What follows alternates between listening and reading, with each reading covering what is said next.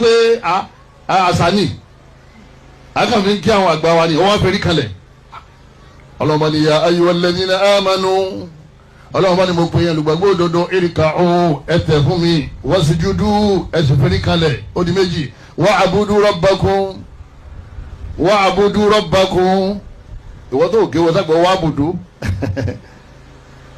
ẹ fi sìn mí èmi mo ní ká tẹ̀ èmi mo ní ká fẹ́rí kalẹ̀ irú kéwò lè wà tó kéwò yìí ìtàwọn èèyàn ti gbọ́yé wọ́n nítorí pé ń dá ìjà lẹ̀ láàrin bàbá àtọmọ nínú ilé ṣé oògùn náà dájà lẹ̀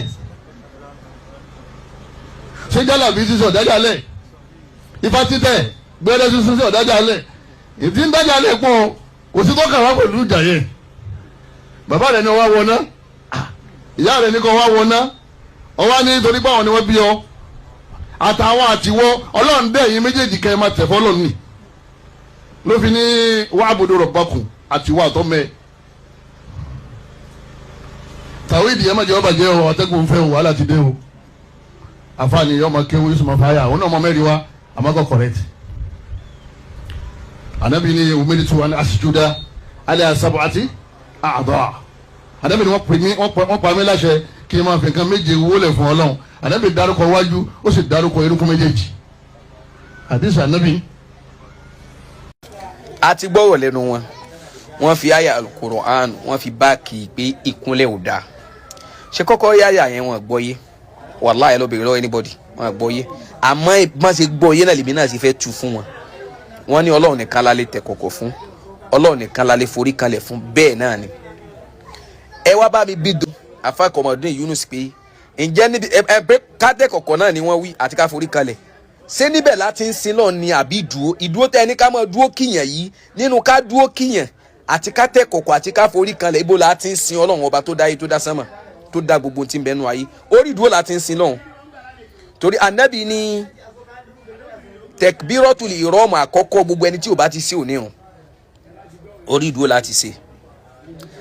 Al-Qur'an bó ṣe wá tóbi tó bó ṣe lágbára tó bọ́lọ̀ ṣe fàlùbáríkà sí àìké níbi kankan tó dorí ìdúró lọ lànàbì fi ṣe wá ló fi ṣe lọ́ràn yẹn fún wa pé la salata liman lam yaqra'u bi ummil Qur'an ẹni tí ò bá ti ké suratul Fatiha lórí ìrun kò ní hàn ṣé tá a bá wá lọ rùkúrù tẹ wí sáà kí àyà Al-Qur'an kan àbí tá a bá forí kanlẹ̀ sáà tiẹ̀ ké kódà gbólóhùn kan nínú Al-Qur'an ní ké orí ìdúró tẹ wí yẹn gẹ́gẹ́gẹ́gẹ́ láti ń sin ọlọ́run ọba torí bẹ́ẹ̀ láti ké Al-Qur'an bàbá ti wá rí sẹ́ orí ìdúró ṣe gbogbo sẹ́ rùkúrù tẹ wí tẹ kọ̀kọ̀ tẹ wí àti forí kanlẹ̀ bá ń sá ni torí orí ìdúró gẹ́gẹ́ nìsín náà wà ẹ gbọ́ mi orí ìdúró gẹ́gẹ́ nìsín náà wà so báwo lẹ́sìn wá máa wá gbébi tí ó wé kúrò ẹ̀yin ò wá ní ibi tó wé yẹn ní kájọ dúró sí orí ìdúró tẹ̀ tí dúró ibẹ̀ láti sọ pé alihamudulilayi láti ka gbogbo ń tábà kábàbà kí odidi Al-Qur'an orí ìdúró ni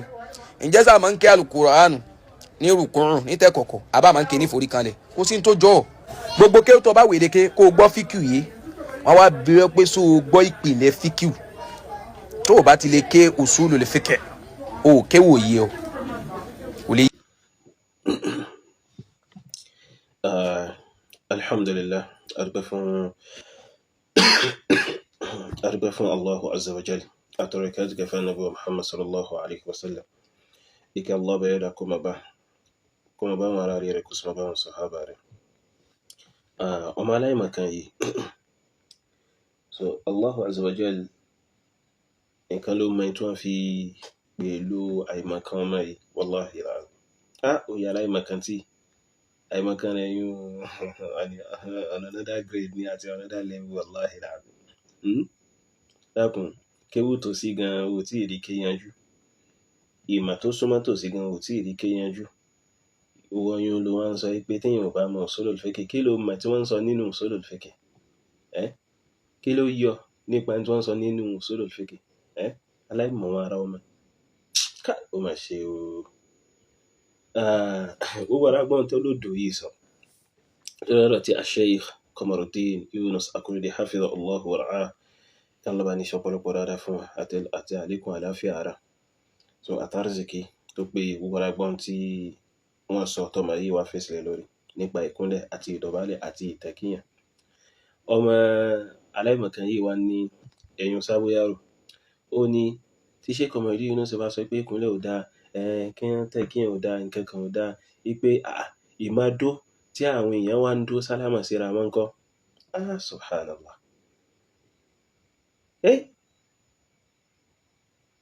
Ọ̀nà wọn yìí jìn. Ọmọ nínú ẹ̀sìn wa, ìgbà tí ọmọ yìí ò tẹ̀ kọ́kọ́ mọ̀ táwọn Ahlus Sunnah wal Jama'ah sọ náà, ṣe rí kí ni mo lè fi ṣàpèjúwe o, kí n fi bí school ṣàpèjúwe. Ẹ rí bí àwọn ọmọ ṣe máa ń dìde kí tíṣà ní school yẹn tí tíṣà bá ti wọnú kíláàsì wọn, oye haramu ni. Ẹ mọ̀ pé ara rú rẹ̀ ni kí ẹ mọ̀ pé àwọn student tí wọ́n ń dìde tí wọ́n fi ń kí tíṣà, so lọ́dọ̀ wọn wọ́n rí pé àwọn fi ń ṣàpọ́nlé wọn àti yẹ wọn sí àbí, so ipò kéèyàn kúnlẹ̀ kíyàn ló wá wà. Haramu ni. Haramu ni. Oye báyìí.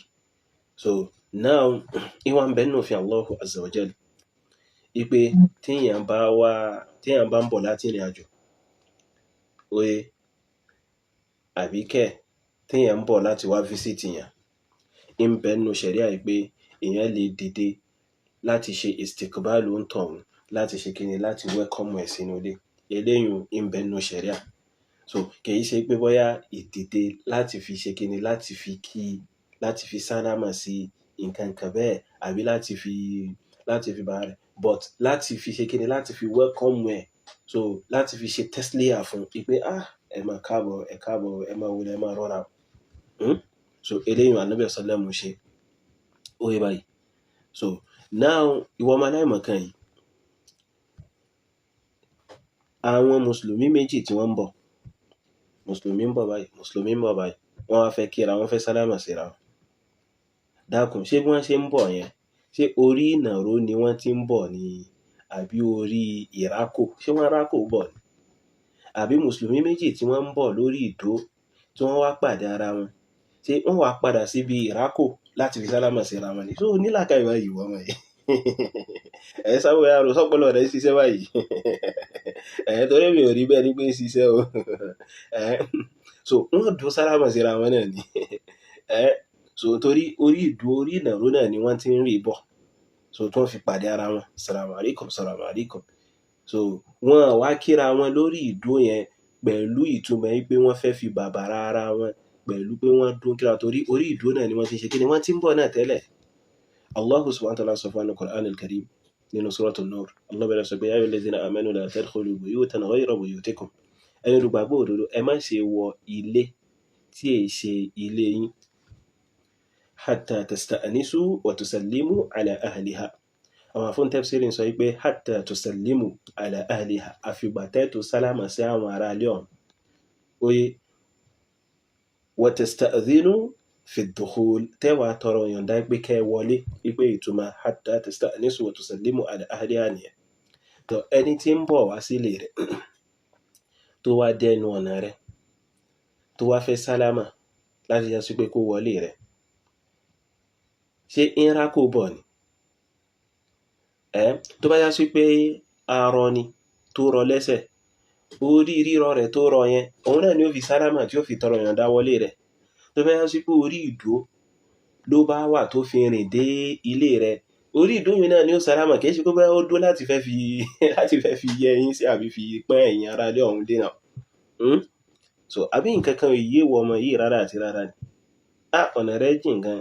Ìwọ yín náà ló wá tún mẹ́nu bà pé so ẹ ṣe kinní kan, orí ìdó tẹ̀ ti ṣe kinní kan. Olódo sí ìgbà tó tiẹ̀ ti gbọ́ lẹ́nu àwọn nǹkan tí wọ́n pera wọn láàfáà nínú ẹ̀sìn Súfì ò tiẹ̀ ṣe ní wá sọ. Bó tiẹ̀ ṣe ń wá fídíò yun, so mo kàn rí fírí tí àfáà Súfì kan tó sọ jágbàjàgbà yun. Inshallah lazim ń wà kan. Ìwọ náà kò tẹ̀ gbọdọ̀ sọ nígbà táwọn aláìmọ̀ kan tí wọ́n jẹ́ bí aṣíwájú fún yín táwọn náà lè sọ bẹ́ẹ̀. So fún ìdí eléyìí, so tí mùsùlùmí bá pàdé ara wọn tí wọ́n sálámà síra wọn, kò bá jẹ́ lórí ìdó ni wọ́n wà, eléyìí kọ́ ni wọ́n ń sọ nípa pé èèyàn ń dó sálámà síyàn láti fi pọ́nlé. Oye, torí wọ́n pàdé ara wọn lórí pé wọ́n wà lórí ìdó ni. So orí ìdó náà ni wọ́n sì ti kíra wọn. So wọ́n fi para wọn lé, wọ́n sì fi yára wọn sí. So unlike kéèyàn máa kúnlẹ̀ lórúkọ pé àwọn fi ń gbé ẹni tí wọ́n kúnlẹ̀ fún, àwọn sì fi ń bàbàrà rẹ̀, àwọn fi ń gbé tóbi láti fi ṣe kíni, láti fi kí. Ó yàtọ̀ síra wọn gedegbe. Allah bá yẹ dà yóò fi ẹ náà.